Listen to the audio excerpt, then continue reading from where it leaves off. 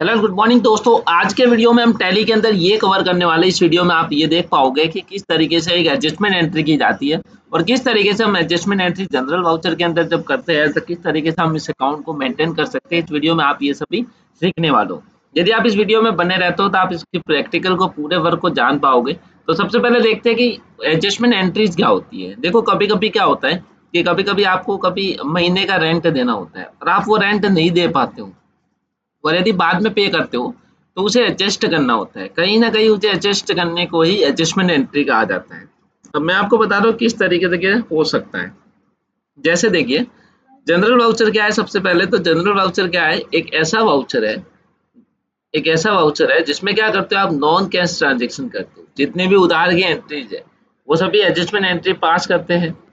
और indirect entries भी आप डेप्रिसिएशन हो गया, रेंट एडजस्टमेंट हो गया, आउटस्टैंडिंग एक्सपेंसेस हो गया, ये सभी भी आप जनरल वाउचर के अंदर आप यहाँ पे एडजस्टमेंट करते हो। अब यदि आपको जनरल वाउचर खोलना नहीं आता तो आप यहाँ आ सकते हो और ट्रांजेक्शन के अंदर अकाउंटिंग वाउचर में जाना है और F7 जैसे ही आप दबाओगे तो जनरल वाउचर आपके पास खुल जाता है। अब सबसे पहले यदि आपको खोलना नहीं आए तो इस तरीके से आप इसको ऑन कर सकते हो। अब देखो टैली में जनरल वाउचर इनेबल कैसे करें, तो आपको कुछ नहीं करना, गेटवे ऑफ टैली के अंदर जाना है। अकाउंटिंग वाउचर में जब जाओगे तो F7 आप प्रेस करोगे तो आपका जनरल वाउचर खुल जाएगा। अगर वाउचर नहीं दिखता है तो F11 में जाके अकाउंटिंग फीचर्स को मेंटेन, यानी कि मैं आपको बता देता हूँ। यदि आपको वाउचर नहीं दिखता है तो F11 को दबाइए, अकाउंटिंग फीचर्स में जाना है, यहाँ नो को यस कर दीजिए तो भी दिखना शुरू हो जाएगा। अभी हम यहाँ पे वापस से चलते हैं अपने नोट्स की तरफ और आप देखो कि किस तरीके से एडजस्टमेंट एंट्री की जाती है। तो आइए इस वीडियो के अंदर मैं आपको एक एक एंट्री करके बताता हूँ। सबसे पहले आउटस्टैंडिंग रेंट है। सबसे पहले आपको ये समझना पड़ेगा कि रेंट जो है वो तो हमारा क्या है, इनडायरेक्ट एक्सपेंस है।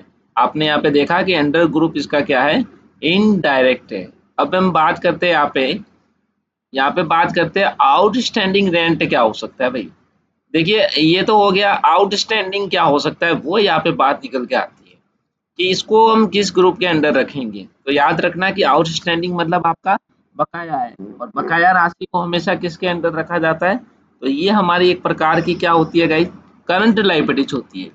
ये हमारी एक प्रकार की करंट लायबिलिटीज के अंदर काउंट होती है। तो आपको यहाँ पे कुछ नहीं करना है, इसको करंट लायबिलिटीज के अंदर डाल देना है और इस तरीके से आप करंट लायबिलिटीज यहाँ पे बना दोगे। करंट लायबिलिटीज के अंदर डालने के बाद आप यहाँ पे देख सकते हो ये हमारा लेजर बन के क्रिएट हो जाता है। जैसे कि आप यहाँ पे ले चलता हूँ, सबसे पहले लेजर बनाना है।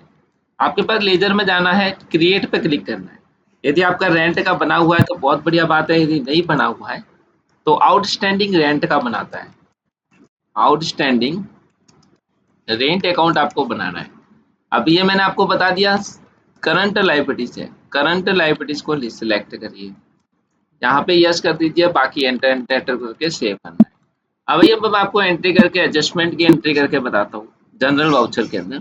तो सबसे पहले देखिए यहाँ पे कहा गया है कि रेंट हम यहाँ पे पे कर रहे हैं, being the rent due for March month.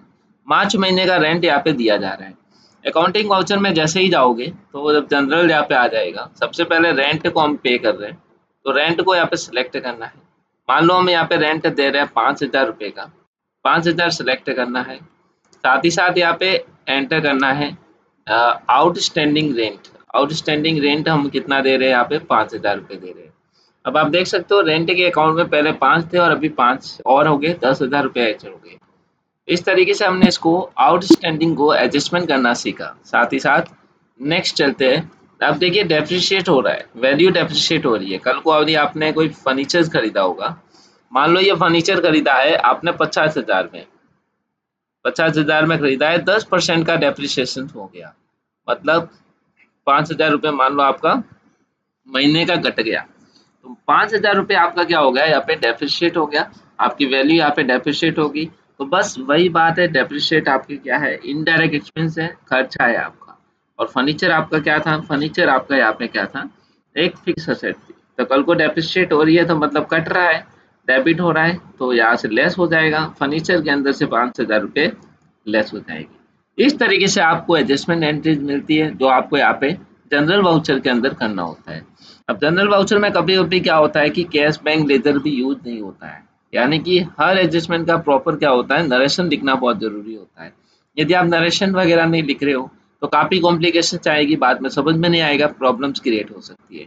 इसीलिए हर एंट्री के आगे नरेशन लिखना बहुत ज़रूरी है। उम्मीद है आपको ये एंट्री ज़रूर समझ में आई होगी जो हमने यहाँ पे देखी। अब डेप्रिसिएशन की एंट्री आप एक करेगा, यदि आपको दिक्कत आती है तो आप कमेंट सेक्शन में बता सकते हो और आगे आपको वीडियो किस टॉपिक पे चाहिए वो भी आप कमेंट कर सकते हो। Thank you so much for watching guys.